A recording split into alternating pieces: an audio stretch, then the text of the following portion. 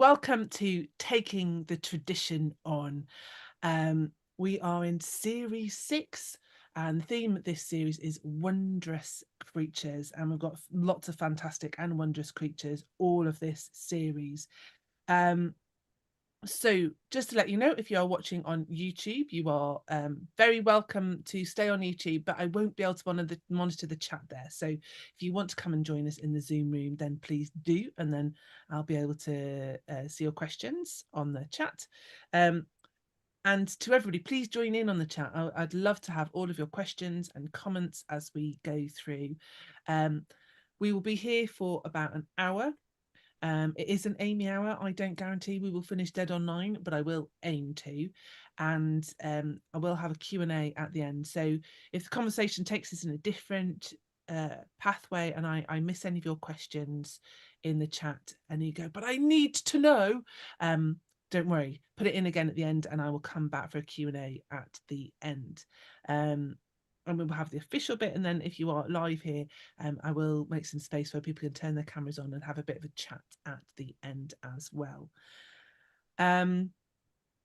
So as always, these are very selfish conversations, and it's a real chance to dig down into a topic and to find out a bit more about a storyteller. These sessions aren't concerts, they're not storytelling concerts. There will be storytelling within them, but it's chance for conversation and discussion. And I am so grateful, as always, to my fabulous patrons who helped make this happen. So thank you to my patrons who are here tonight, and to those of you who are watching later. You're all absolutely flipping marvelous. So I think that's all the housekeeping out of the way. So on to my guest.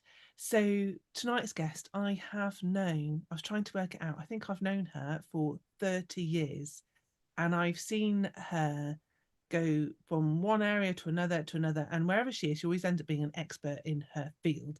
She started off, I first knew her, she was into Morris dancing and guising. She's worked as a counsellor all the way through that. I've watched her develop as a storyteller, and as an academic researcher and folklorist, she is always so excited about the knowledge that she's finding out, and somebody who, if I need to know the right answer to something, because I can be a little bit blasé about dates and names and things, I'm really good at overarching narrative. I'm a fantastic storyteller, not a historian, not very good on dates. If I want to check something out, this is the person that I ring. So please put your hands together for the wonderful, the intelligent, erudite, educated, witty, marvellous Janet Dowling. Whoop, whoop, whoop, whoop. Welcome, Janet. Welcome to Taking the Tradition On. Goodness gracious me. So the theme is wondrous creatures, and the wondrous creature that you have chosen is the Green Man. And I'm quite excited about this because I mean, the Green Man's always been around, and I've been given plaster cast that I've got up in the garden of the face coming out of the leaves, and it's a phrase that I know, but it's something that I really don't know very much about. So I'm really excited to find out a little bit more from somebody who definitely knows their stuff tonight. But why would you choose the Green Man? I have to admit, when I said wondrous creatures, I was thinking there'd be more four-legged creatures, and actually lots of people have chosen humanoid creatures and humanoid characters and archetypes. So yeah, what is it that inspires you with the Green Man? Well, my first response to that is I'm asking you, what kind of Green Man?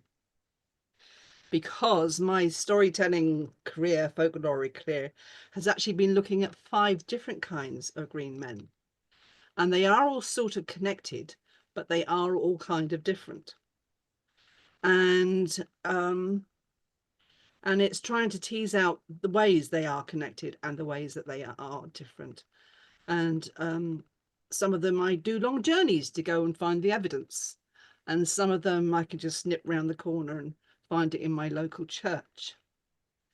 So I didn't know there were 5 sorts. Can you, I know this is going to be hard because you're going to want to be specific. Can you give us a very brief list and then we'll look at them a bit more in depth? Okay. Well, if we go for the green man foliate heads, okay, they are the same foliate kind of head, but there is the one that's taken up and used today, where people use it as a symbol of nature, of restoration, of life continuing to grow, but specifically that, and as an And this is the entity in sort of itself. thing that you'll pick up as a plaster cast at your nice little, Yeah, craft fair, and you stick up in the wall in your garden and face sort of, with leaves coming round. yeah, okay. But in the pre-Reformation Christian churches, there are green man heads in there, which are quite prolific in some places, like Roslin up in Scotland, got something like 130 green man heads. And it's In the one foliage head. church or in Roslin as a In place? Roslin Chapel is the chapel name of the chapel. So just one chapel, there's In one chapel, it's a big church, but there are 130 different green man heads, and some of them are very young, and some of them are very old. Some of them are laughing, some of them are in great pain. And so for me, they are related, but they're different, because the green man in the medieval church, pre-Reformation, has a particular meaning within that church.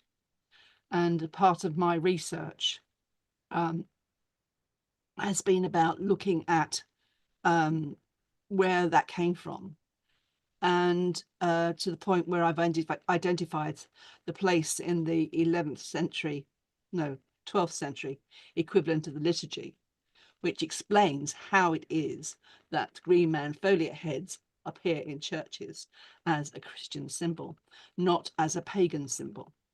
And so you say that's got a very specific meaning. Yes.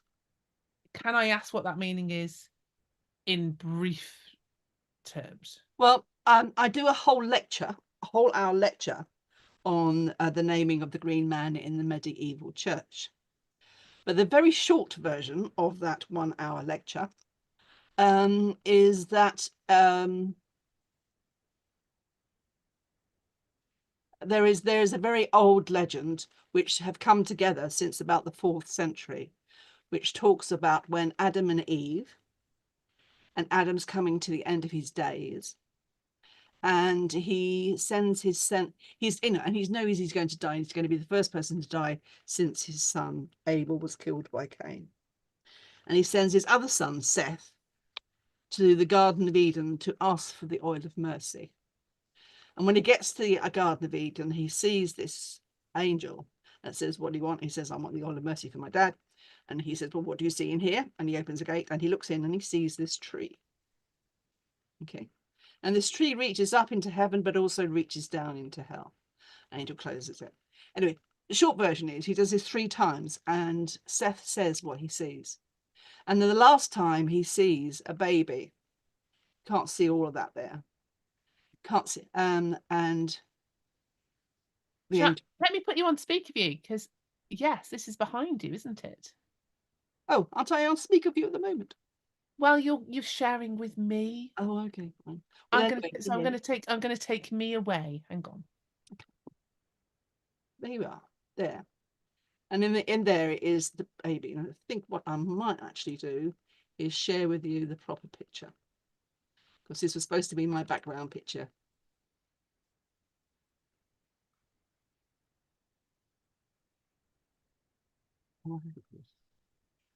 I've got a new.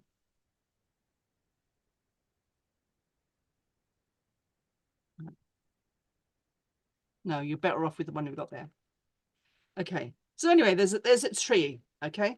And at one point you can see on it is a snake, and the last point he sees is the baby up there. And there's a head up there, obviously. And the angel says, "Okay, I can't give you the oil of mercy, so that your father gets forgiveness, because the oil of mercy is the Messiah, and the baby in the tree is the Messiah. That is the tree of which your father ate the seeds and committed the sin by which he was ejected from the Garden of Eden. But what I can do, says the angel, I can give you these 3 seeds. And he gives him 3 seeds and he says, put them under your father's mouth. And he says, okay. And when he goes back to where Adam is, you can see there is Seth placing 3 seeds. And you can actually, if that was enlarged, you can actually see the 3 seeds going into Adam's mouth. And as you can see, Adam has a long beard, he has long hair. And those 3 seeds then start to grow. One grows down here and the other 2 grow out this way. Okay. And by tradition, they are cypress, cedar, and pine. And eventually, over time, they grow up into 3 trees. Moses finds them, sleeps between them. There's somebody in the waiting room. And when David finds them, he brings them back to his palace. He creates the psalms while he's sitting underneath them, and overnight the trees entwine, and so they become 3 into 1. Okay, and these trees keep occurring all the way through the Bible until the point where until the point where Christ is being crucified, and they come to look for something to be the crossbar, and they find this tree, bring it, that's the crossbar. And so Christ is crucified, dies for people's sins on the crossbar, which comes from the seeds, which came from his father's mouth, which comes from the tree of life, which is the sin that his father committed. So through the same place as where Adam created the sin by eating the fruit of the tree, grows the trees on which Christ is crucified. And if you look at various paintings of the crucifix, you will see at the bottom there is often a skull, and the crucifix is based in that skull or right next to it. And Golgotha also means by the burial place of Adam. And so in the medieval church, it was a representation of God's promise to man of resurrection after death, and being placed in the house of God. So is that enough to give you a picture? Because obviously there is a lot more of that, because it does take an hour to talk about it. Well, yes, and that's a lecture that you give, isn't it? So we don't want that lecture tonight. We want to have a bit different, a conversation about it. Yes, so is that all still Green Man number 1? Well, not really, because I'm not counting Dionysus in the Greek Roman mythology.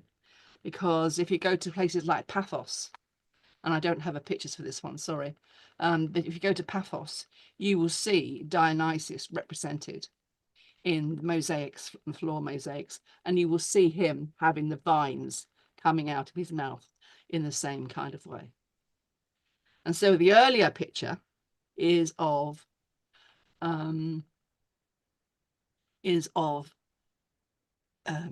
Dionysus, which has been used, if you like.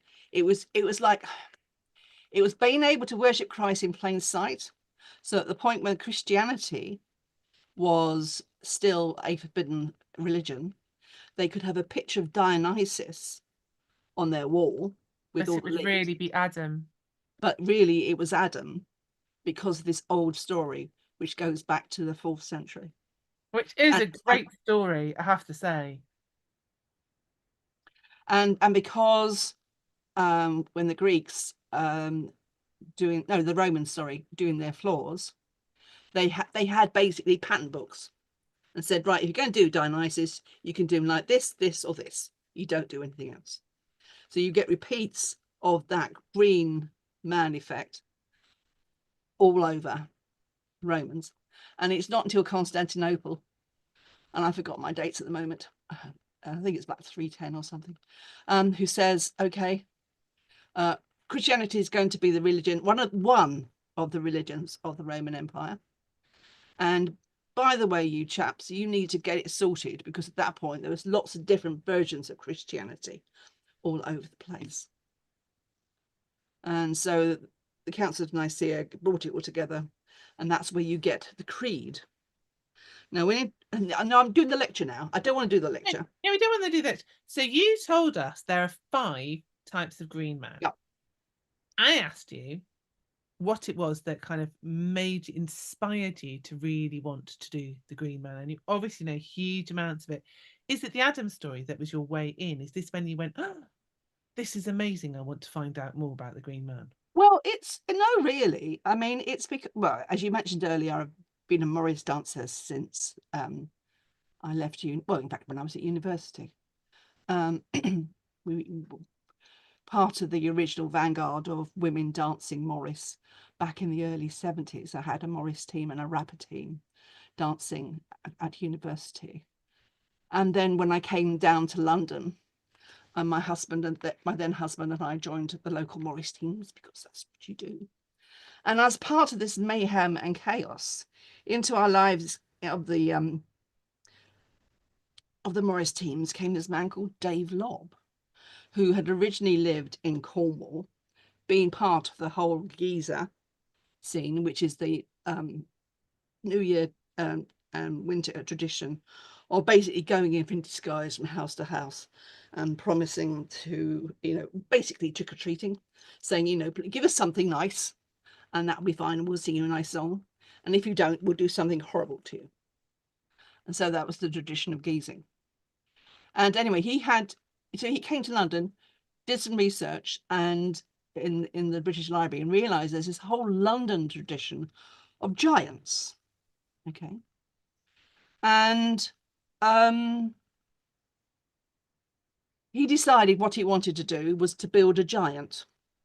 And as there were 8 different Morris teams in our part of Northeast London, being a very charismatic personality, he persuaded us all that we wanted to join in with this. And so we started going out as geezers, and we were recreating things like the Midsummer Watch. And it was all part and very exciting being part of, living old traditions, but finding our new meaning for it. And anyway, so we went both over to Europe to see stuff over there. We went around here geezing, collecting money, got arts grants money. I accidentally became involved, in making the clothes for said 30-foot tall giant, because that's what he decided to make. The fact that in Europe most giants are 12 to 15 foot tall was neither here nor there for him. He wanted to build a 30-foot tall one. Well, that's what we did. Not competitive at all then. Well, I have to tell you, the French were so pissed off that we'd built a 30-foot tall one. They went and built a 48-foot tall one, which had to be put together by a crane. Did you end up with a 60-foot one? Pardon? I hope you didn't end up with a 60-foot No, one. no. Because we discovered why most French giants are between 12 and 15 foot. And it's because at that time, they had wires looped across the road at 25 foot. So we had to go out. So we go out with the geezers, and we go out with a whole round of, we'd have 100 people go out, and then people would randomly go and do some Morris dancing. And we'd have somebody on stilts with a hook thing who would lift up the wire. That's not why he cut his head off then. No. I'm not talking about the Green Man. I am not talking about the Green Knight. No, this is Gog Magog, a 30-foot tall giant. Do you want to see if I can get a picture of Gog Magog? No. If you've got him. But I've also really want to find out more about the Green Man, because I think we're only on to Green Man number 2. Yes. Well, actually, we're still on Green Man number 1, actually. Oh my days. I know, all my days, and oh my goodness. Okay, I'm just gonna, can I share? I'll give you a quick peek at what he looks like. Okay, so that was a 30-foot tall giant. Okay. That is the giant. And I made his clothes. That is a rag jacket. A rag jacket for a 30-foot tall giant is a nightmare to do. I hope you That's can. a lot of rags. So I'm But guessing. notice, okay, nobody is wearing green. Okay, so I'm going to stop sharing. Oh, hang on. Did you get the right picture? But I think so. We've got a big giant with a shield and a black rag jacket on. Oh, that's fine. It's okay. Now I'm getting confused. Stop sharing. Right. Okay, right. So anyway, we took him all around Europe. Got lots of accolades and whatever. But being so tall, it was difficult getting him around the streets of Europe. And the big chap got kidnapped by a gang, and they tried to burn him. And they burned some of his infrastructure. And although we rebuilt him, it was never the same. So we said, okay, enough of that. So then we built the Green Knight. Now, this is where it gets interesting, okay? Because by this time, I was really into the whole green stuff, really. And we'd had green men, people in green rags, going out as whifflers. And that's people who keep crowds away from the giant. And so they were in greens. So, like, for example, though in that picture you saw Dave in his reds, but now by about 19 something, no, 85, 86, we were wearing greens. And at the same time, those of you know Hastings, Jack in the Green, we were basically, they were a part of our group as well. And because they started as part of Jack in the Green wearing the green rags, they come up in their green rags and more people began wearing green rags. So what is it with it? So you chose the Green Knight and you said, oh, by this point I was really into to the green stuff. Why? What is it with the green stuff? And you're all based in London, which I mean, you know, I could be a bit prejudiced because I live in rural Shropshire. I know there are green parks in London, but I don't think of it as being the greenest place in the world. And that's What? exactly the point. Because just as very much pagans now and other people adopt the green man as a sign of nature and the co-relationship with nature, I mean, that's what was turning us on. You know, we were really reliving this. We were coming back to the old customs and the old days. You know, the whifflers, the people in the green, who we are, the other kind of green men, the wild green men. You know, they'd been around since the 14th century, with the giants in the processions, looking after them. But it's when we did, let's think, what it was. Yes. So we built the Green Knight, and I got conned into making his clothes. And so I was researching the Green Knight, and then, you know, the Gawain and the Green Knight and what his origins and things might be. And then that's when I started stumbling up against Alkidra. Now, you know, again, this is all stuff because nobody else was talking about any of this. I have no idea who Alkidra is. Okay. Does anybody listening, do you know who Alkidra is? I think we may need to have this explained to us. Okay. Al-Qidra, all right, is in the Quran. He is known as the Evergreen One. And he is the one of God's helpers, shall we say. And he has the overview of all the world. And Moses dearly, dearly, dearly wanted to go and be a disciple of this man and understand God better. And so he eventually found Al-Qidra and asked, can I come with you? And Al-Qidra says, you don't have the kind of mind to understand what I'm doing. If you ask one question, then that's it, you go. And so anyway, so Moses travels with Al-Qidra.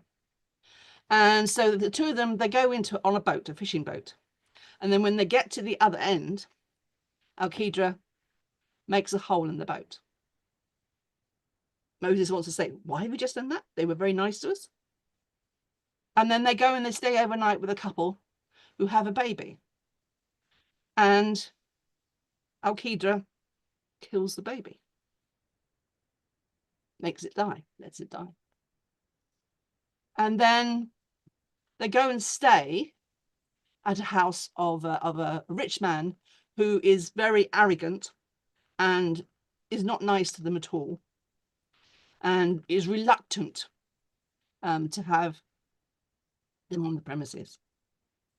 And Al-Qidra mends the wall. Oh, he's got a wall that's a bit broken down, mends it.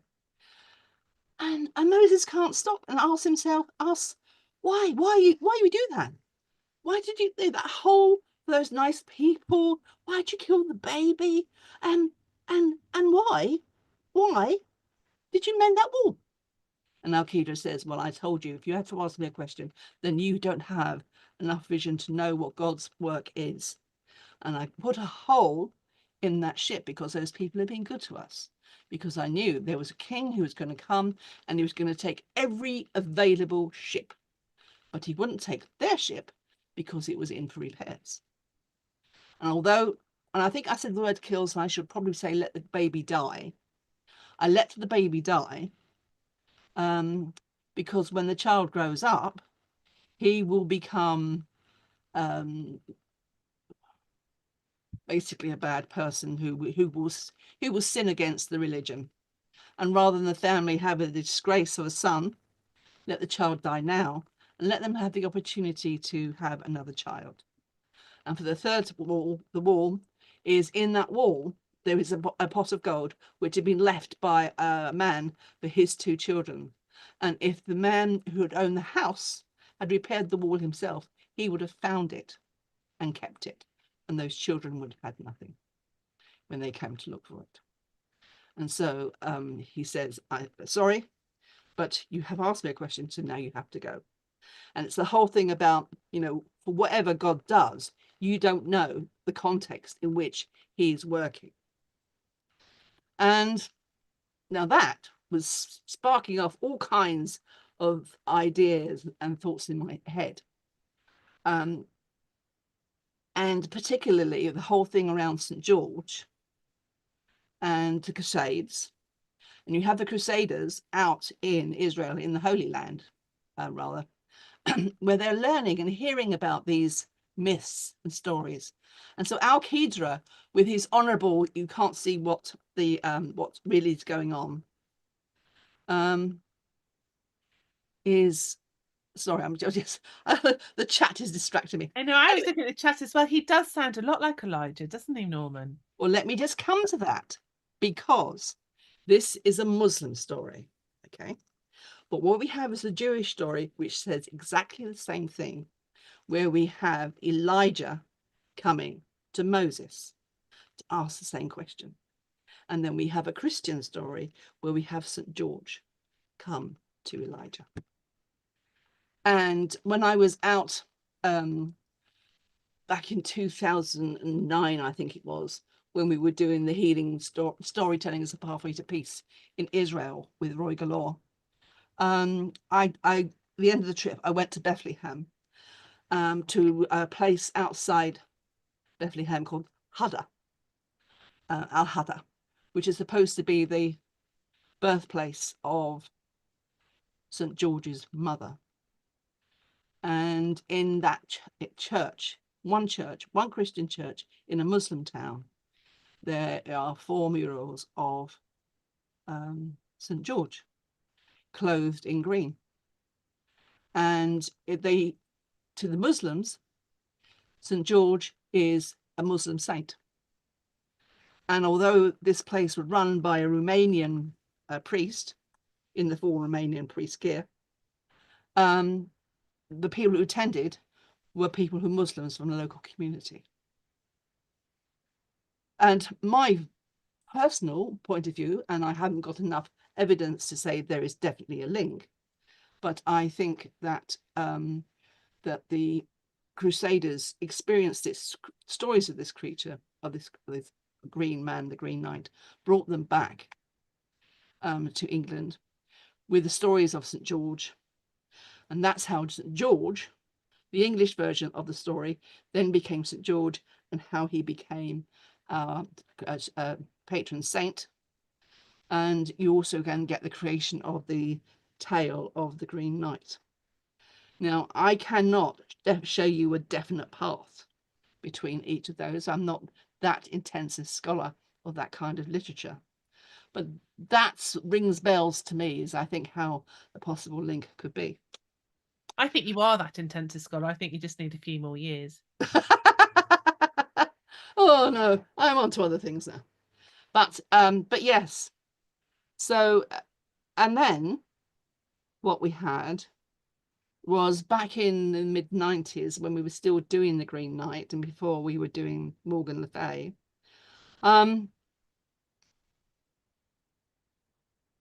Let's just be 20. No. So it must have been after we'd finished with Morgan Le Fay. That was another giant. I could just put her up here.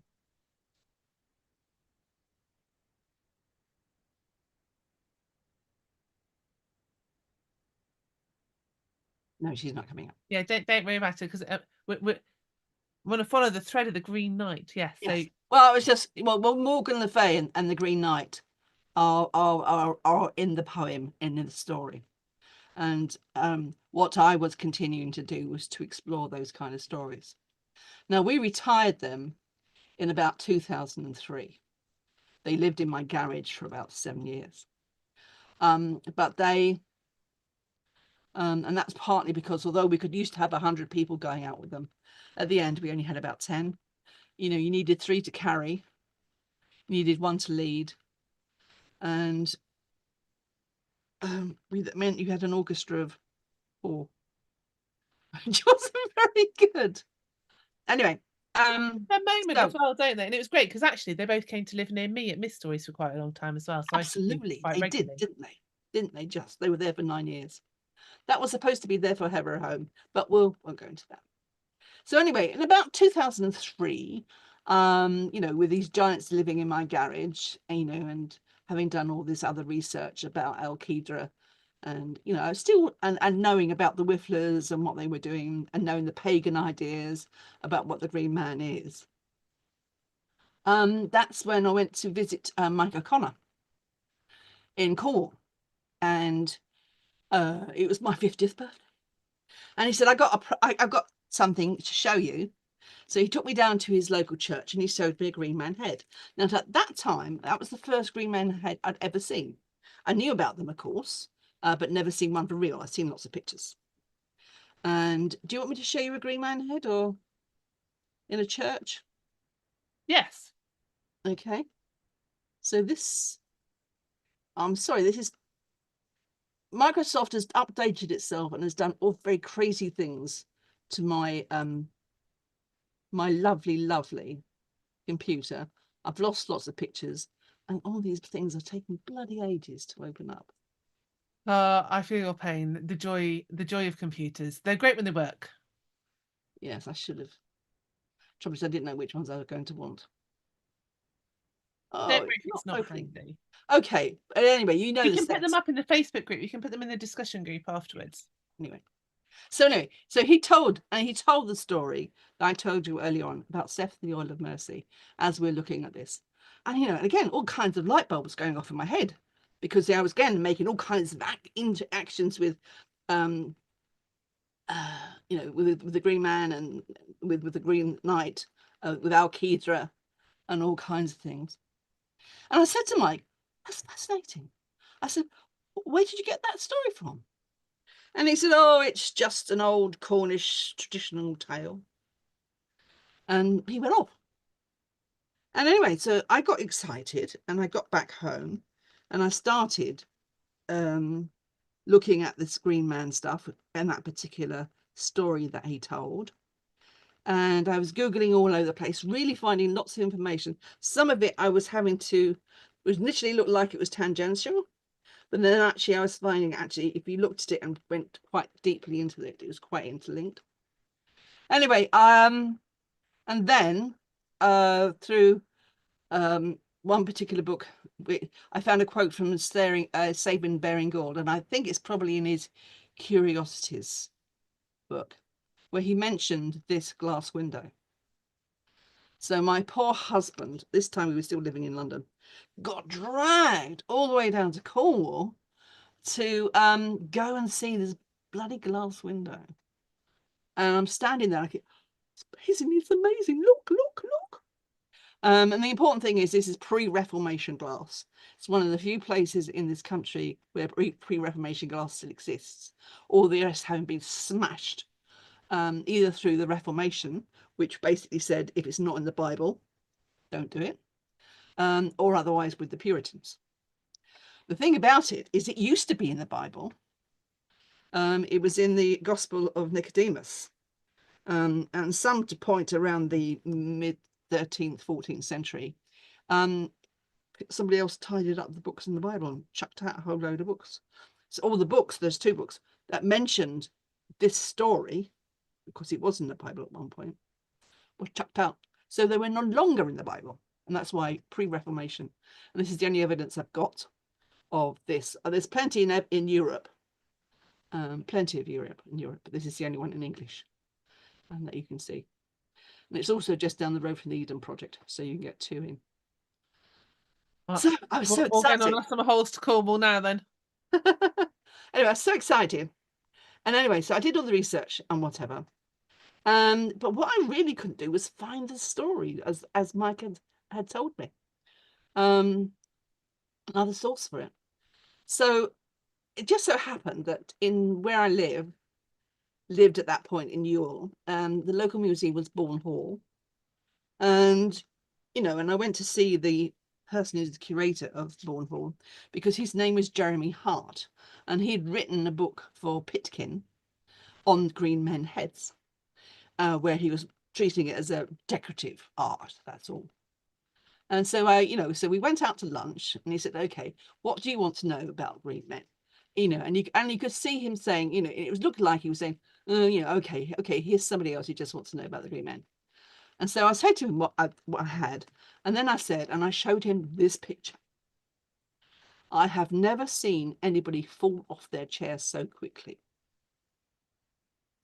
Because he had been to St. Neots, because he's writing a book about holy wells. And he said, and I quote, I was looking in the wrong place of the church. Anyway, we became great friends. He was been very helpful to me. He suggested other places where I could find this story. And so I went on from there. And it is pulling together all the threads of the Green Man, of Alkidra, of the Green Knight, the Wild Green Men, and the Green Man heads, which I call Verdant Adam, as that's the name I'm offering, because that means Green Adam or Green Man, but actually puts it back to where the story is with Adam having his seeds in his head. I mean, we won't even go down Jack in the Green. I could go down Jack in the Green. That's not a green man. That's an invented tradition from the 17th century, 17th, 18th centuries, which was based on an earlier tradition of the milkmaid's garland, which I also was involved with in London, where we again created the milkmaid's garlands in 1981 with New Westminster Morris, which is a tradition they still carry on. Elephant. But you're not going to tell us about that. Well, and interestingly, what's very interesting is, again, I haven't been at the Hastings Jack in the Green from the beginning. I wasn't there the first year, but I was there for subsequent years. I mean, the framework is the same framework as Milkmaid's Garland, and they have a crown on the head, which again is the same kind of garland that the Milkmaid's garlands had. But they didn't put the face on until several years after they started the tradition. So although now he looks like a green man, in the first place it wasn't. And it would only have been the man's face looking out just so you could see where it's going. Okay. Does any of this make sense to you? Because I know it's a lot. It is a lot. It is, and it's a lot of layers, and it's this whole web. And I think that because you haven't specifically answered what is it that brought you to the Green Man, but the way that I know you, it's just that you can't see a loose thread and not follow it. Yeah. And I think that that it's this. There's the magic and the mystery and the enticement of the green, and like you're saying, the whole greening thing of the forest in London, but then finding this thread and just having a wonderful treasure hunt to follow, and Yeah, kind of always being led a little bit further on, a little bit further on, a yeah. little bit further, and just seeing it open up and seeing the webs of connections. I think that is you as a storyteller, really. And those are the sort of stories that you like as well, of kind of that, but I want to know why, and I want to know how this links to that. And that's what storytelling, I think that's probably what got you into storytelling as well as into the Green Man. But you can tell me that I'm wrong. Well, there's a whole different other story about how I got into storytelling. Maybe Which, not how, but why, what it is about storytelling. I think that is a side that maybe appeals to you. well, I've been telling a story. I mean, when I was 4 years old, I already had two younger sisters and a brother at 4. So it was keep them quiet. So I was telling them stories. And then when my uncle came back from Australia after the Second World War, he told all the stories he collected on the way. And which is why some people tell me I tell stories with an Australian accent. And I think what I've done is adopted his style of telling when I listened to him as a child, but of course he would have had an Australian accent at that point. But very briefly, I mean, before I even met you, I was a psychiatric social worker, and I was telling stories as part of my therapeutic work. So I used mainly Aesop stories. And then when I was out with my Morris dancing team, we were getting a little bit older, so couldn't do actually dance on dance on dance. And so they would do a dance, come off, and I would go out and tell a little story just to hold the audience while they got themselves together to come on and do the next dance.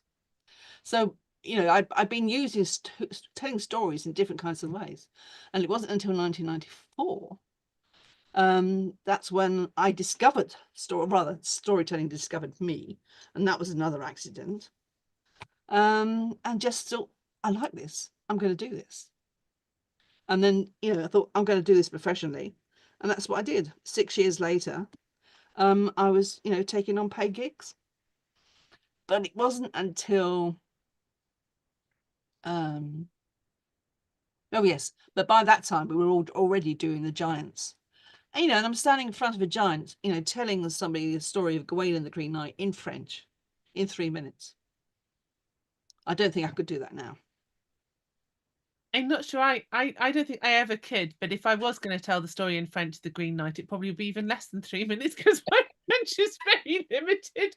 But I can imagine that being completely brilliant. And I just want to draw your attention to the chat. I don't know if I can share this. I'm going to try and see if I can manage to share it, because we've been Sally's put. So there's a Persian manuscript depicting Yeah. Elijah and Al-Qaeda praying together from illuminated manuscript. I may have too many things. Yeah, I've also had the updates. It's all over the place. This is probably where you see my entire everything that I've got up, but where is it gone? No, it doesn't want to be. Can you see that? Is that working? Can you see the manuscript? Can you hear me, Janet? Because you've gone very quiet. Can you see the No, manuscript? sorry, I can't. I've just got all lots of strange things coming up on my screen. I'm going to stop the share then, because I can see it beautifully on my screen, but if nobody else can, that's completely useless. Um, But it is in the chat, so you can all open it up yourself, and it's just this wonderful, say, illuminated manuscript of Elijah and Al-Qaeda praying together, which, as you say, just that thread of them coming together. And I love this evergreen thread that's going through all yeah. the different religious books. And that idea of nature being very, very present, which I think has been sometimes being lost in the modern view of the religious text by some people. So And sorry. And no, then just popping back to the Holy Land, when I told you went down to Bethlehem and went to the shrine of Al-Hada, I also went into Bethlehem. And in my wonderful little way, I sort of knocked on a few doors and say, do you know anybody here who knows anything about Al-Qaeda? And I was sent to this centre, this community centre, where they did peace work between Christians and and Arabs, because of course there are no Jews living in Bethlehem. And they use the stories of Al-Qidra, both the versions with Al-Qidra with Moses, and this versions with Moses with St. George being a Christian.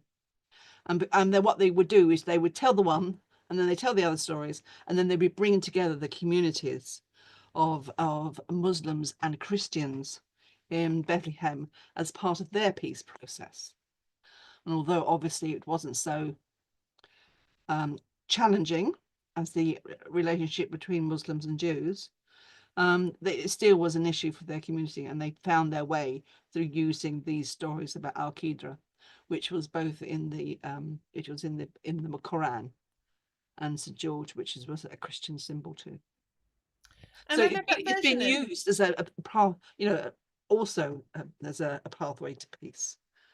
and I love that version of Saint George, the Green Knight, because I have always just thought of him as being a dragon slayer. So you've given me a very different perspective on him as well. And we are sort of coming up to the last bit of this month's taking the tradition on.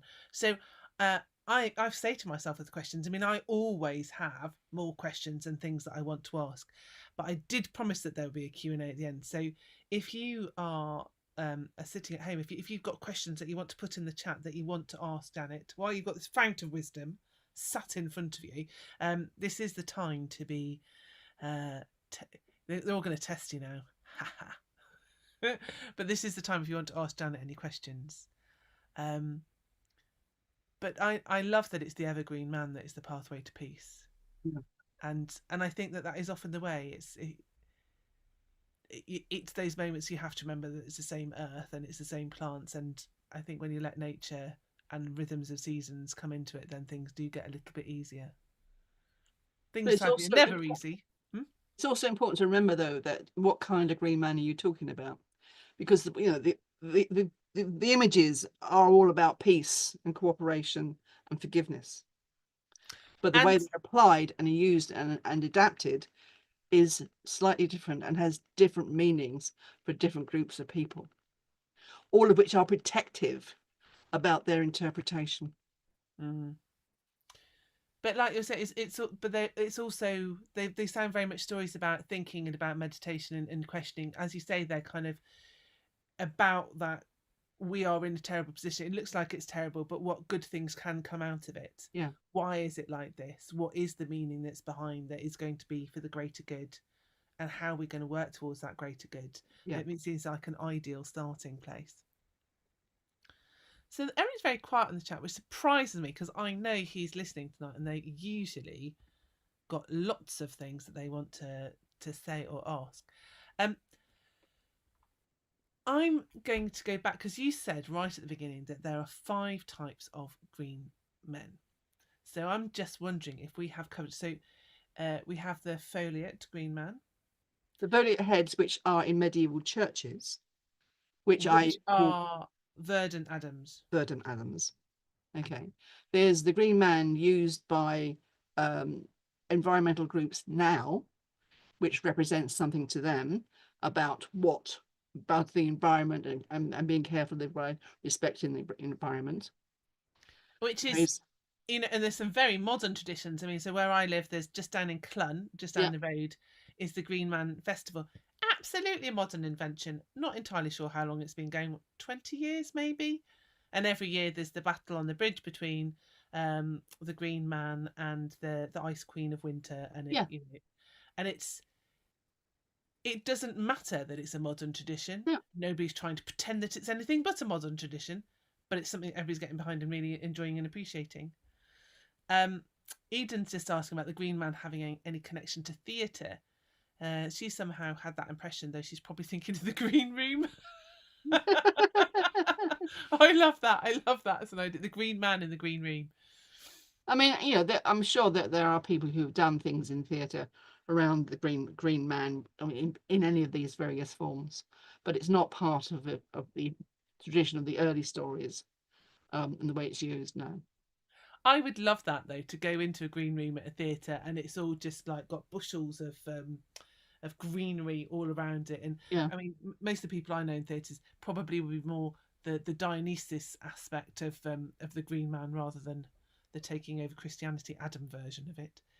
And Sally's saying, yes, the Oak and the Holly King fighting for dominance of the next 6 months, absolutely like that, except it's gone for the Green Man and the And again, festival. that's a modern tradition, you know, and people do take it in the theatrical sense of you know, the tussle between the winter and summer, where it's the Ice Queen and the Green Knight and the Green Man, or whether or not it's the Holly versus the Oak. But that's again very much of a modern tradition. And there you go. See, I've learnt again because I thought the Holly and the Oak was a little bit older. But In that's the old songs, they are, yes. so it is. Yeah, I thought that was quite old Holly and Oak, but yeah, I could be wrong. But the Holly and Oak are quite. And what I'm saying is the way that they're represented Oh, in I see. is a modern interpretation. The Greek theatrical performances took place during the festival of Dionysus. Yes. Yes, I'm not familiar with those at all. And because I wasn't looking at a Dionysus beyond the fact that he is the god of the vine, just as Christ was the god of the vine.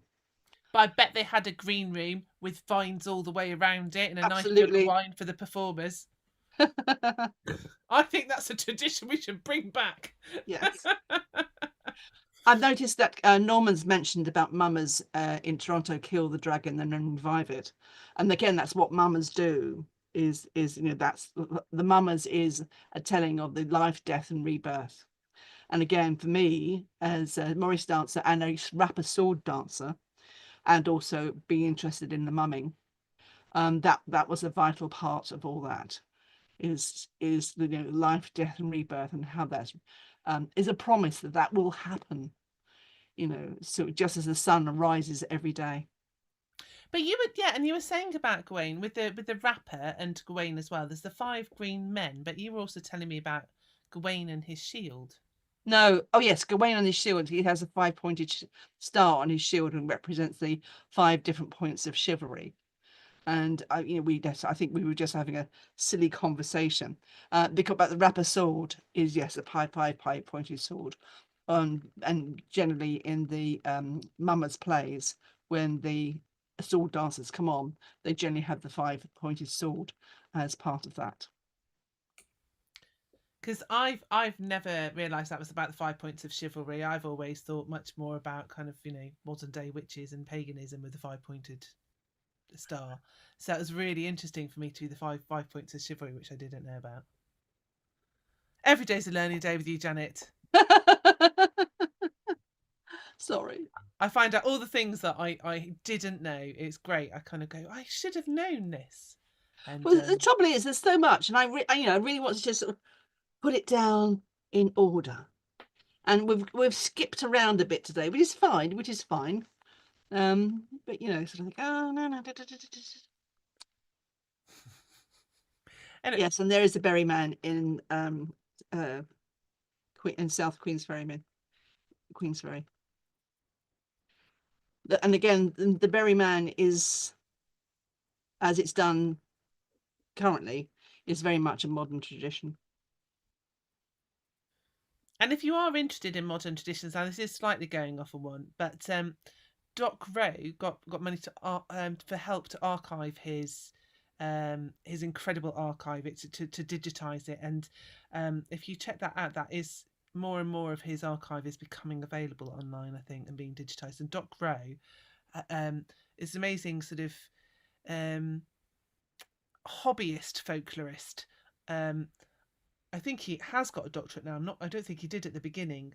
And he just started recording traditions when he was quite young. And he's been doing it for 30, 40 years at least now, of going Well, around I Britain. first saw him when I came to Sydney Folk Week in 1976 in a little room upstairs above Trumps, if people know Trumps at all. And that would be 1976.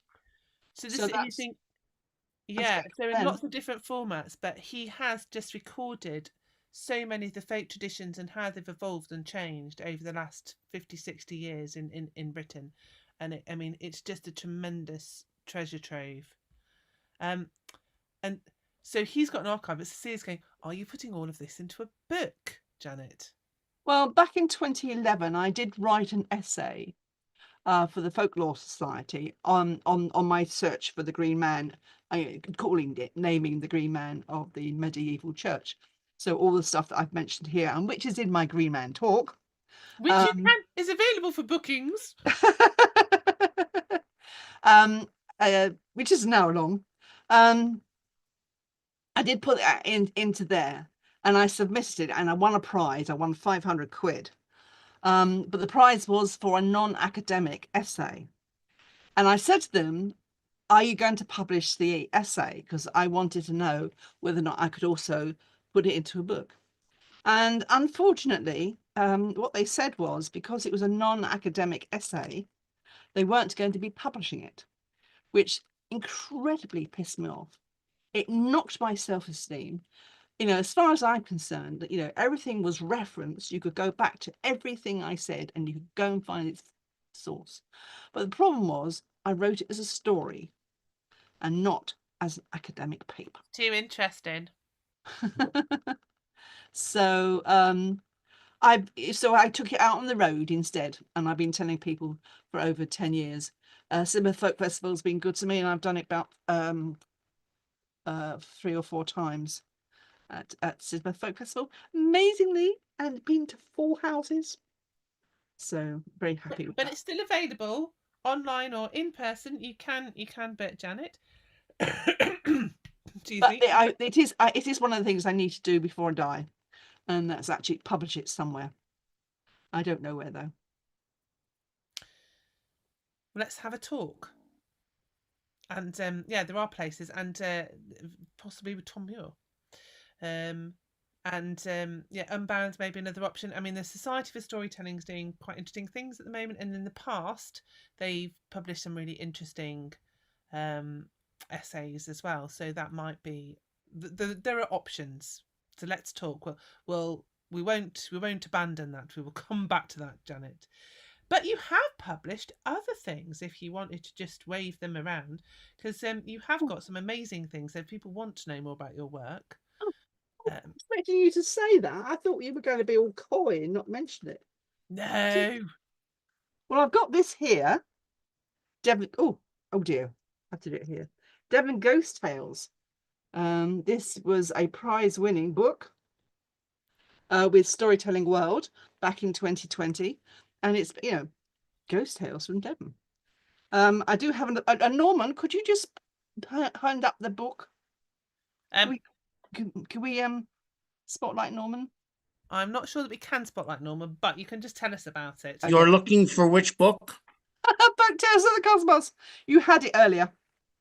I don't have it to hand. Sorry, I wasn't expecting Amy to do this.